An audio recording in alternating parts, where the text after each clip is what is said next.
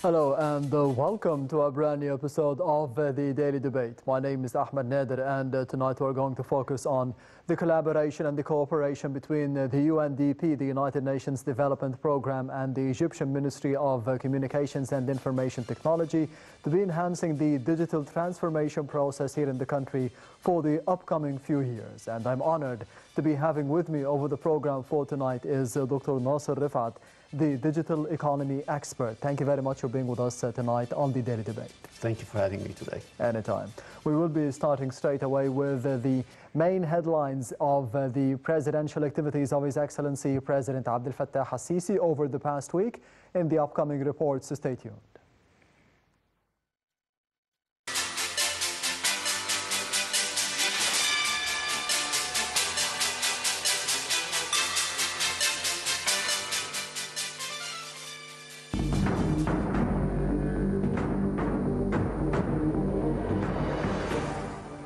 President Abdel Fattah al-Sisi receives William Burns, Director of the U.S. Central Intelligence Agency, the CIA, in the presence of Major General Abbas Kamel, Director of the General Intelligence Directorate of Egypt. President al-Sisi receives Dr. Mohammed Mustafa, Prime Minister of the Palestinian Authority, and his accompanying delegation. President al-Sisi makes and receives a number of phone calls from several Arab monarchs and heads of state, congratulating him on the arrival of Eid al-Fitr. The leaders exchange greetings and wishes that Almighty God bring the occasion to the Arab and Muslim worlds with prosperity, goodness and blessings. President Abdel Fattah al-Sisi performs Eid al-Fitr prayers in the Mosque of Egypt in the new administrative capital. President al-Sisi participates in Eid al-Fitr Gala along with the sons and daughters of the martyrs. President al-Sisi honors a number of families of martyrs on the occasion of Eid al-Fitr. President Abdel Fattah al-Sisi receives a phone call from the Austrian Chancellor Karl Nehammer. The call tackled the bilateral relations between both countries and ways to strengthen them in a manner serving the joint interests of both friendly peoples at different levels within the framework of the strategic partnership between Egypt and the European Union.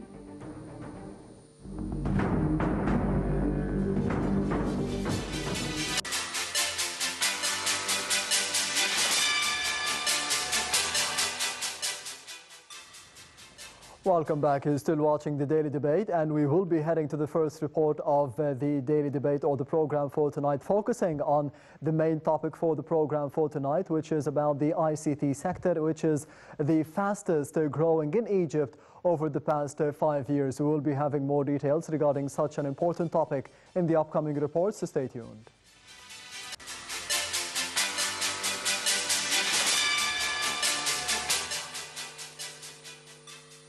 Digital transformation brings unprecedented opportunities to accelerate achievement of all 17 SDGs. It increases efficiency, productivity, and competitiveness, promotes innovation, allows delivering more dynamic and responsive public services, and supports an informative decision-making through data-driven insights. Digital transformation also helps to deliver top-notch and innovative products and services across sectors including health, education, agriculture, energy, and water. A twin digital and green transition approach can accelerate global response to climate change. However, there are also concerns associated with digital transformation, including the potential for increased inequality and exclusion, disruption of the labor market and social security, erosion of privacy and security. In the heart of Egypt, digitalization has taken off in recent years. There has been growing awareness and prioritization in the country, realizing the benefits resulting from the power of technology and innovation. The United Nations Development Programme UNDP had joined forces with the Ministry of Communications and Information Technology to drive digital transformation. Defined by UNDP's Digital Strategy 2022-2025, this partnership has been guided by the need to create inclusive local digital ecosystems Recognizing the importance of an inclusive whole-of-society approach, the partnership between UNDP and MSCIT aimed to address the core pillars of digital transformation, including government, infrastructure, regulation, business, and people. This approach provides a practical model that can solve some of the country's pressing issues using technology and digital solutions for sustainable development, while accelerating several SDGs, particularly SDG 9 industry, innovation and infrastructure, and other goals. The ICT sector in Egypt is growing. During the period 2021-2022, it grew at a rate of 16.7% and contributed 5% to the country's GDP. To ensure that this growth benefits all citizens, UNDP and MCIT has collaborated on 7 projects that focus on holistic digital transformation. These projects cover the 5 main pillars of digital transformation: government, infrastructure, regulation, business, and people. They serve as a roadmap for UNDP's efforts in Egypt and its support to the country in its steady steps towards achieving the National Digital Transformation Strategy. To build a digitally competent society, MCIT and its affiliates, with UNDP's support, have implemented ICT awareness-raising campaigns, training programs, and capacity-building initiatives. They focused not only on building the skills and knowledge of ICT professionals, but also on empowering citizens, especially those in remote areas, women, and persons with disabilities. In their efforts to bridge the digital divide, UNDP and MCIT joined forces with several partners such as the Ministry of Youth and Sports, the Ministry of Planning and Economic Development, and the National Institute for Governance and Sustainable Development.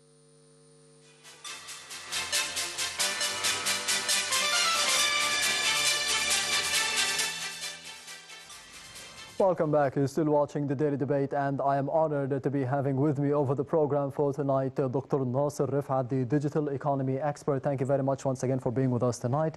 For the benefit of the Egyptian citizens, for the benefit for anyone who is watching us nowadays or today, for example, what is the importance of digital transformation for the Egyptians and in terms of decision making in specific? It's a very good question. Thank you. It all started in 2018 with the initiatives of digital transformation that was presented to President Sisi. In 2019, $2.1 billion were invested in the infrastructure. Egypt had, for the past 20 years, before 2019, it had a neighborhood of 2,700 kilometers of fiber. In 2019, with 2.1, they were able to lay down 2,650 kilometers of fiber, connecting nearly 9 ministries with 240,000 locations across the globe. And in 2022, this has impacted 170 services, e-commerce services, financials, as well as e-commerce, were launched, and immediately, this was 2022. And from there onward, today there is nearly 5.7 million people are using the service.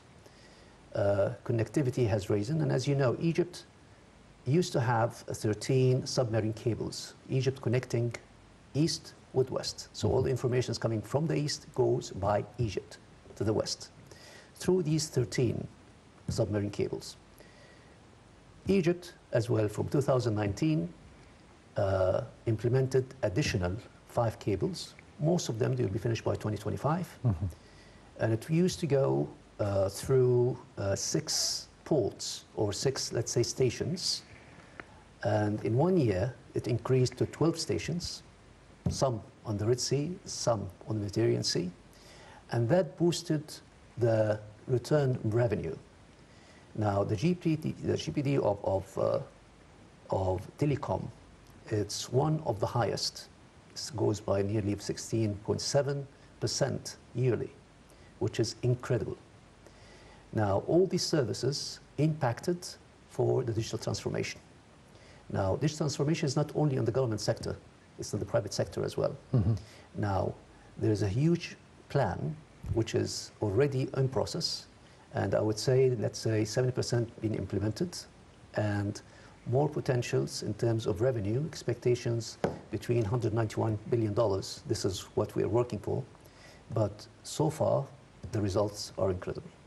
To be focusing on the digital transformation for the benefit of the Egyptian citizens, not just about the responsibility of the government or the cabinet or the political leadership, but how do you see the input of the private sector so far in the country? Because you mentioned that this has started seriously since 2018 or 2019. True. So in the past 6 or 7 years, how do you see the input of the private sector? Now, there are lots of industries have built within this transformation, which is we call the digital exports business. Now, with this digital export business, in terms of having additional services that presented with this infrastructure that we have, lots of multinationals companies have moved in using our infrastructure, catering to the communications internationally as well as locally. I'm not talking just in the sense of the GSM network, et cetera, I mean, in Egypt, we do have satellites like Nilesats, etc. We do have, we should call it DBT satellite. We have DBS, which is the satellite, and then DBT, which is the terrestrial, and we have DVB-C, which is the cable. Now, all these has merged together with this infrastructure, which has made it integratable in a way. All this benefit to the end user or the citizen itself, and impacted into a higher communication bandwidth and literacy of the digital domain has been slowly been implemented in this marketplace. Now, if I remember correctly, in Egypt used to be number 47 or something in terms of internet speed. 2023, Egypt is number 1 in terms of the highest internet speed in Africa, all Africa, which is a major breakthrough. Now, of course, communication is all about now this device, your pad, your laptop, etc. But end user did not stop here. Now, with all these e-commerce applications that facilitate for the end users or the citizens to work more efficient and use their time more efficiently and reduce their cost of living. Yes. Now, this is impacted into all the industry that reflects on the citizens. So, in a way, yes, we are spending on the infrastructure because these infrastructure maintain revenue coming stream. But again, the whole focus is on the citizen itself and how we upscale the living standards of our citizen, how we facilitate more services to them, and how we educate them quickly so we can bridge the gap. So do you think for digital transformation and for the role, on the other hand, of the government or the political leadership, we need to be having a bigger priority, giving a bigger priority for the digital transformation for the future? Absolutely. Better infrastructure, better investments in it? Absolutely, absolutely. This is our key, let's say, this is our ticket. This is our ticket for a bigger economy and scale. So infrastructure, as well as digital transformation, is the key foundation for our economy today. And as I see things happening on the ground, the pace is really fast.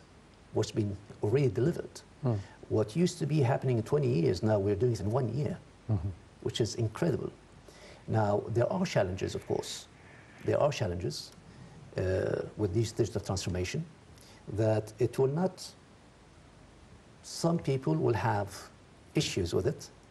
So now the focus is in educating our citizen how to use this infrastructure for their own benefit, which is a bit challenging, but we're getting there. Yes, this awareness, how can we be getting there as soon as possible for the benefit of the citizen, for the benefit of the economy as well? Yes. Your issue is in the rural areas and urban areas. Now, the rural areas, now, infrastructure, we've been slowly getting there. As I told you now, we are connecting from Red Sea to the Mediterranean, and it's going further. And we have the satellite coverage. So more or less, we have a coverage there. But of course, the speed is not equal. Now, we have a bit of literacy issues. Yes. So this is where comes the media role in terms of educating with these channels that I see here in Maspero, mashallah, educational channels, etc. So it has a major role in bringing up this education level of using the digital format, the digital tools for the benefit of the citizen. Plus, there's lots of initiatives being taken by the government for this educational curve as well. So, We have spoken about digital transformation in general and the roles of the private sector and the roles of the government as well. But you've mentioned during answering the first question that ever since 2018 or 2019, at the beginning of the whole process, about 9 ministries were linked at the time. Do you think that this number had risen through the years that we have seen? now all the ministries are connected. All the ministries? All the ministries are connected. As I mentioned, there's like 250,000 buildings, government buildings being connected already. And now we have this ambitious plan of our new, the new city which we are building here. Yes, the new capital. The new capital. But again, we do have cultural limitations. So it's all about the culture and how we can work around it to gain quick benefits for the Egyptian citizens. So these challenges, we'll be talking about it more and more. Yes, the capital that we are currently constructing and building, the new administrative capital, is it a good thing in terms of the linkage of the digital transformation between the ministries? Absolutely. Absolutely. It was the right move on the right time. It was very courageous, but was the right move. To build on an old city, it's very challenging. To have an old infrastructure, to renew it is much easier when you have new area to do the whole structure to the international standard level, and it's much cheaper. This is where this initiative started. So to move all these sectors to this new capital. And the progress is incredible. And the infrastructure laid there, it is international, one of the best international standards ever is there. Now, an AI has been incorporated as well now in the government, which is another breakthrough or another milestone that the government has taken. And the way I see it, literacy will come into not digital transformation only, but educating our citizens as well how to monetize and utilize all the AIs, this revolutions happening for their own benefits as well.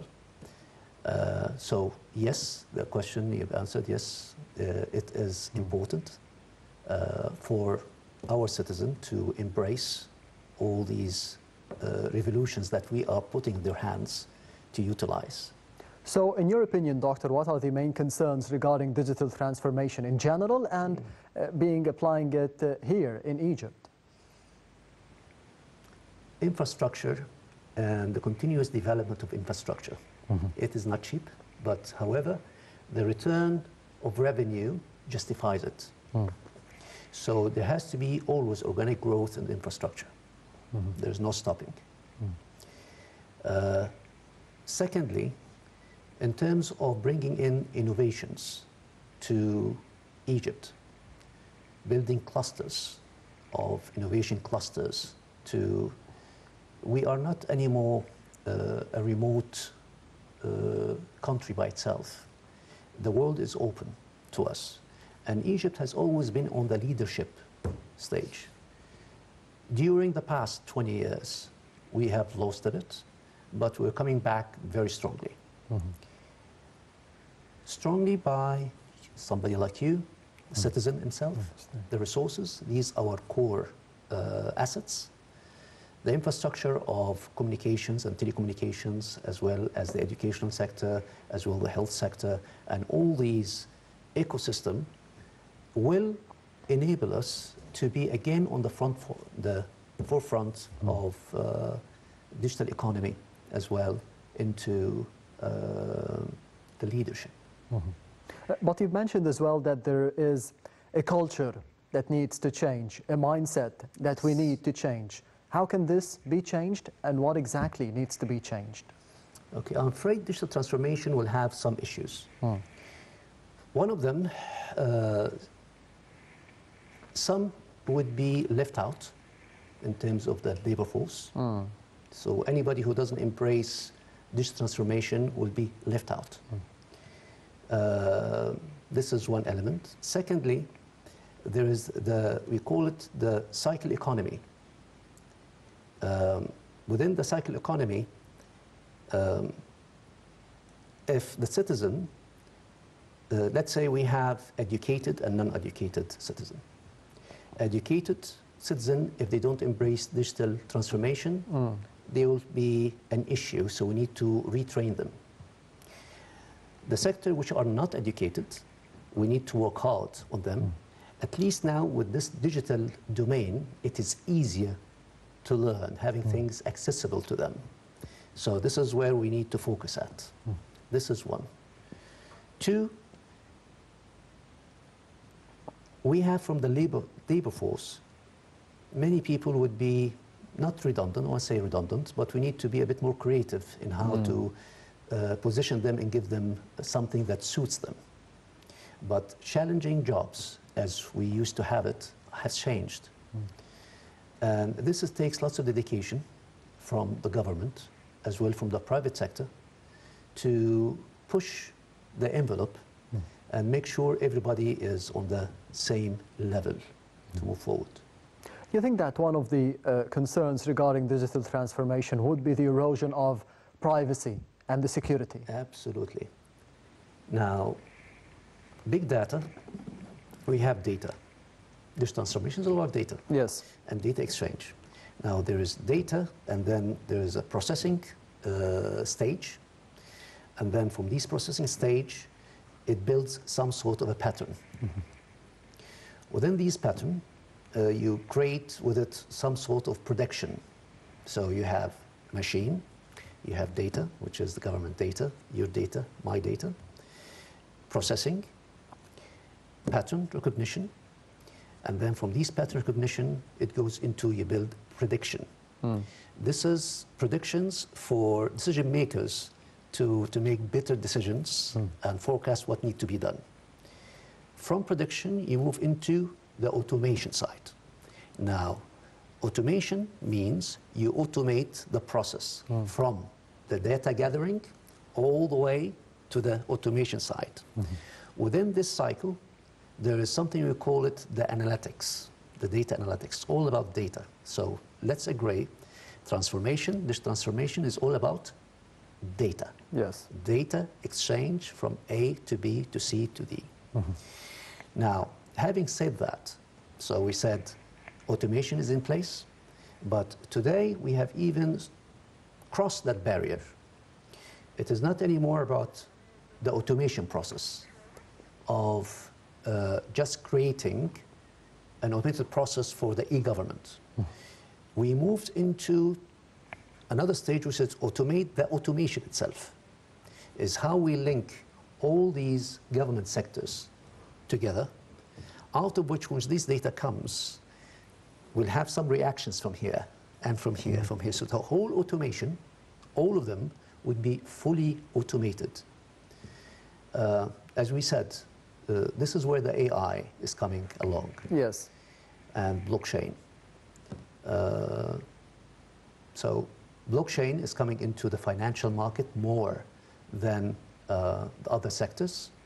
It's coming into the legal market more than, let's say, the medical side or agriculture, etc. But it is security, is how we secure these transactions. So having your information and my information into this e-commerce and into this world of data, it is sort of dangerous. Without having a cybersecurity system in place, which is all based, blockchain based, then we're secured. And most of the governments, the e-commerce, it is most of it is blockchain, and the rest is being blockchain based as well. So there is no way anybody can hack the system. Yes, in terms of digital transformation globally, we are seeing over the past couple of months and even the couple of years, we have seen collaboration and cooperation between the United Nations Development Programme, the UNDP, and the Ministry of Communications and Information Technology. How do you think we could be benefiting from such a cooperation? In different magnitudes. First, when it comes to the collaboration and partnership. Partnership is all about the sustainability development goals. So there are nearly 17 goals have been set. No poverty, no, all this nice stuff, yeah? And one of them is literacy, which is this digital transformation works with. So if there's no literacy, therefore, everybody would have to have more or less a job. They will have income. So it serves these 17 sustainable global goals. Yes. Now, there are mechanisms in place between the two parties. Now, this party provides knowledge and provides a bit of finance. Not much, but the private sector and the government provides a lot more. But at least it is exposed to the international standards. So it is a gateway, we use it. It's an important gateway that we utilize to integrate with the rest of the world as well. Yes, Doctor, and we have seen as well after this collaboration and the cooperation between the UNDP and the Egyptian Ministry of Communication and Information Technology, we have a lot of pressing issues here in the country. How do you think technology in general and digital transformation in specific could be helping in solving them? Very good question. Very good questions. Anytime. One, increases efficiency. That means reduces cost. Increase efficiency in all sectors, agriculture, in medicine, in education, in all these sectors, even into the energy sector. So having these in place, that mandate that we have, will be able to monitor exactly the spending, the energy spending, so we'll be able to enhance the optimization that implies reducing cost. Same thing when it comes to transportation. Again, monitoring the transportations with these big data would allow us to enhance the transportation, reducing cost again. So in general, it will help us a lot. Now we are spending, yes, but against the spending we're doing, it is all about savings. Savings as well, lifting up the performance of the Egypt infrastructure and Egypt export business as well as the internal business in general. Yes, Doctor, allow me to be going to the other report of the Daily Debate for tonight, which focuses on Egypt launching a digital strategy for the offshoring industry through 2026. We'll be having more details in the upcoming report, so stay tuned.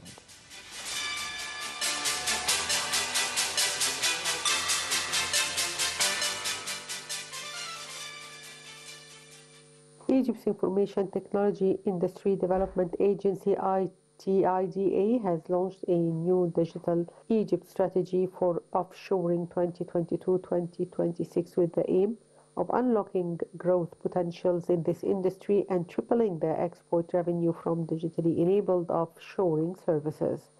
The strategy also targets creating over 215,000 jobs and increasing Egypt's competitiveness in areas of leadership and development and high-value services. Minister of Communications and Information Technology Amr Talat witnessed via video conference the launch of Digital Egypt Strategy. The launch event was attended by more than 120 multinational and local companies, CEOs and senior executives of offshore service providers. During the event, Talat said, Egypt has many competitive advantages that raise its likelihood of becoming a global offshore leader given the country's unique location and skillful young population. He added that MCIT worked hand in hand with experts over the past few months to study Egypt's opportunities in the global offshoring market. As a result, the strategy was developed. I look forward to cooperating with local and international companies to further grow the local offshoring industry. Talat noted that MCIT invests in people through a broad range of training programs that meet market needs. The minister stated that his ministry has multiplied its training budget 22 times, helping achieve a 50-fold increase in the number of trainees. It also targets training 200,000 people in 2022. He also said that MCIT coordinates with private companies and prestigious academic institutions to provide young people with technical training opportunities in order to help them gain hands-on experience and create a talent pool capable of building the knowledge economy. ICT, the highest growing state sector, growing by 16% rate and contributing to the GDP by 5% with a target of reaching 8% within 3 years. The new strategy is developed by ITIDA in collaboration with the global consulting firm Ernst & Young. It is based on a thorough and objective study of the Egyptian market while simultaneously measuring and monitoring the growing demand in the global market for offshoring services, which is expected to amount to $540 billion in value with an annual growth rate between 8% and 9% through 2026.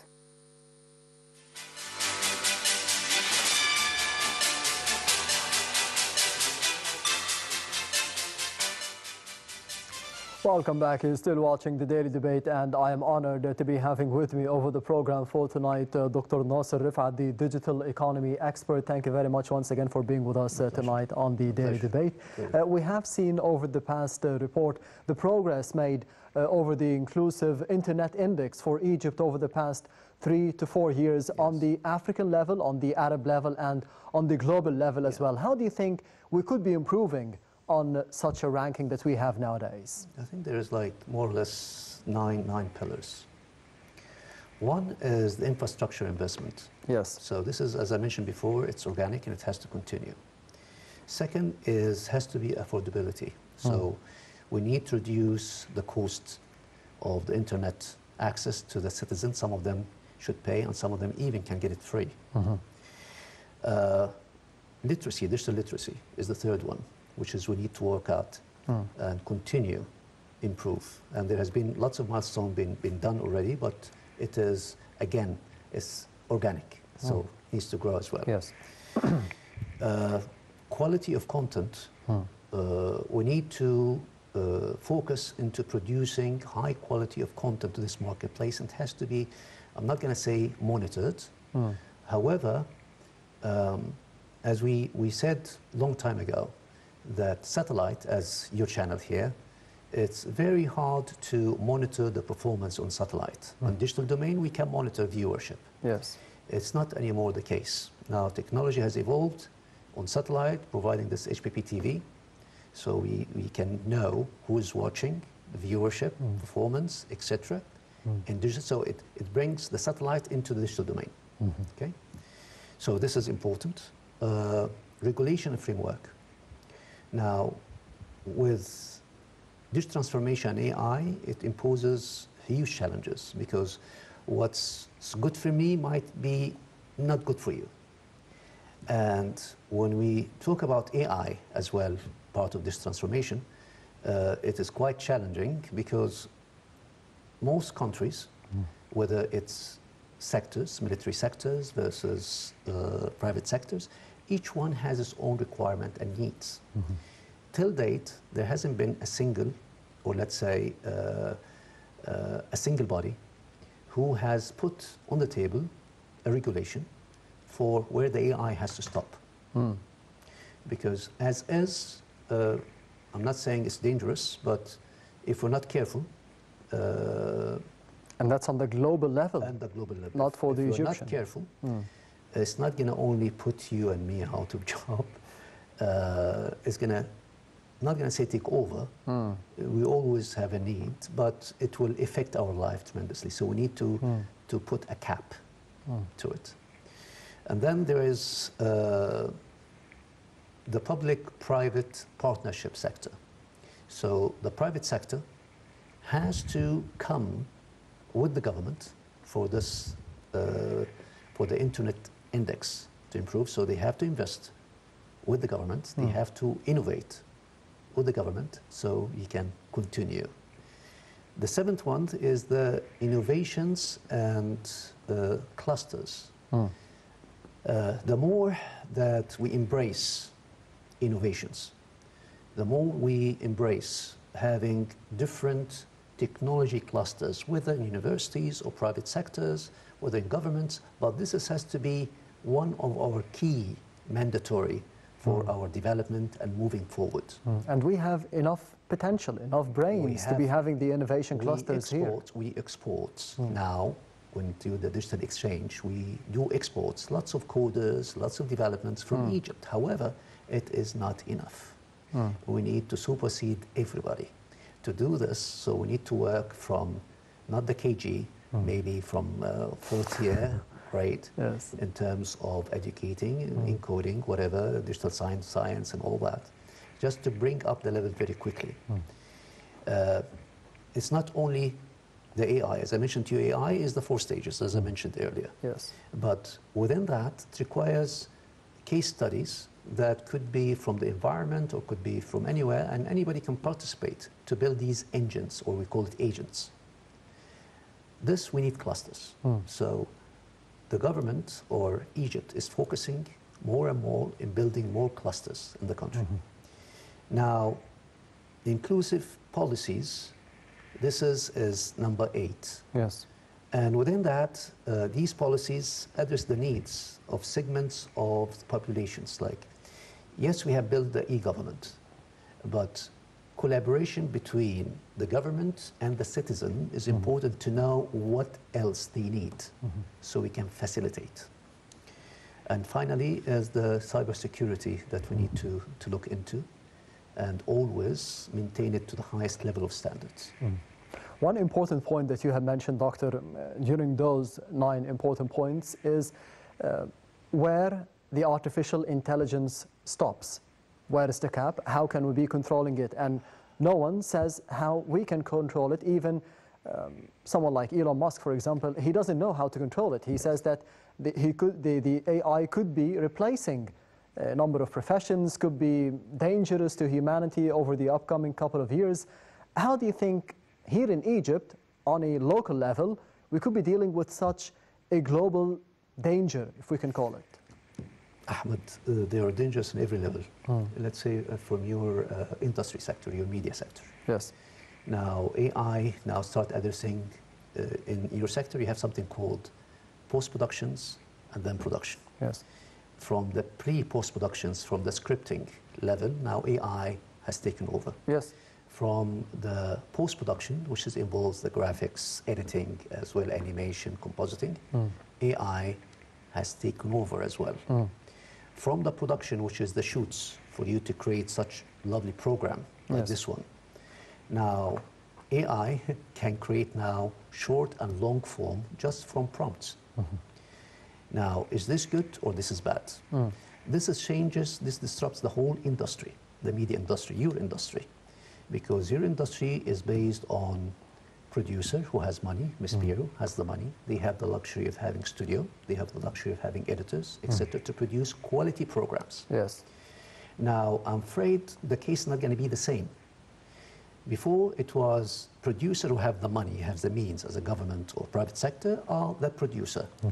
Now, with AI, who covers the post-productions, productions as well, yes, they can create quality content 4K. So they will compete with you, you will compete with private sectors. Therefore, the demand or the supply will be much higher than the demand. And that will disrupt your revenue stream. So there's disruptions happening everywhere. So the question is, we go to each sector. Would the media continue this way? Would the TV channels continue this way? And the answer, unfortunately, no. There has to be, as well, transformation. Yes. This is on the media side. Let's take other sector. If you go into, per se, name any sector, Even The small and medium enterprises, how can this be changing? in the Small and medium enterprises. Okay.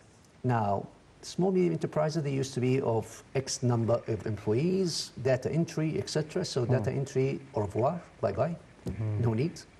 I'm afraid anything lower than mid-management are in danger. Senior management or the visionaires who drive the company, they are safe, but not for long, because AI will take over or will assist them in terms of having better decisions, higher performance, better returns, and all that which we seek. Middle management and below, this is where is the issue. So within that, we need to start thinking of how we can reallocate these resources or bring them to the level to not to be a C-level, but at least to utilize these tools for their benefits. You mentioned Elon Musk. We used to do robots before. Neural or AI is not new. It is from 1992 when we started doing neural networks. What we used to use it in the industrial sector. So for power plant, for energy areas, we used to automate it by neural network. Yes. 92. In 2003 onward, this is where things start shifting. We created robots so they can serve us. Now, with the Elon Musk initiatives of implanting chipsets Yes. into the brain, connecting it to the internet, and making it controlled over our neural network or our bodies, it is very dangerous. Because from us having created robotics, I'm afraid that we will be the robotics afterwards. So things has to stop somewhere. Elon Musk is his benefit for his invention, this to continue. People like you and me will not want to secure our children's future. We don't want anybody to control them. So there is a vicious circle now, it's happening, and where the bus stops. But this is only in the commercial side. But on the military side as well, it's Yes. huge. On the other hand, and finally, for education and healthcare, how do you think artificial intelligence could be important? Now, I'm afraid, as I mentioned, sectors with law, medicine, many will stay home or they have changed their profession. Because now we have like Watson or the others, or even the AIs nowadays, most of them, all these agents, now they'll be able to do full diagnostic to you, and they will ask you to do further diagnosing, you give it to them, they'll tell you exactly what you need to do. You go into the operation level. Now they have developed robotics, even to operate under supervision of human beings. This is today. Yes. Tomorrow, God knows. Okay, so this is the medical. So all doctors, you're in danger. Now, going into the lawyer side. Now, all the legal, all the laws, international laws, Egyptian laws, Saudi laws, all the MENA laws, it's already, the AI have learned it. You put the case, the data, it will give you the result and the judgment. So remotely, yeah. So rather than having today, as we call it, the whole, somebody goes into the court and pass on 400 court cases results. Yes. So he'll be able to do this remotely and will have a better assistant as long as his papers or data are fed into the system. So it will enhance, however, it's going to affect the rest of, let's say, the middle management who helps labor them, force as well itself. the labor is going to help them. So we're getting there. Yes. And the pace is going, Ahmed, incredibly fast. What we used to do in 5 years, now we're doing it in 1 day. What we used to do in 20 years, it's happening in less than a year. So with this pace, like I'm sure next year, I don't know what's going to happen. But the way I see it, every day there is another breakthrough. Every day there is new standard being imposed, and we have to cope.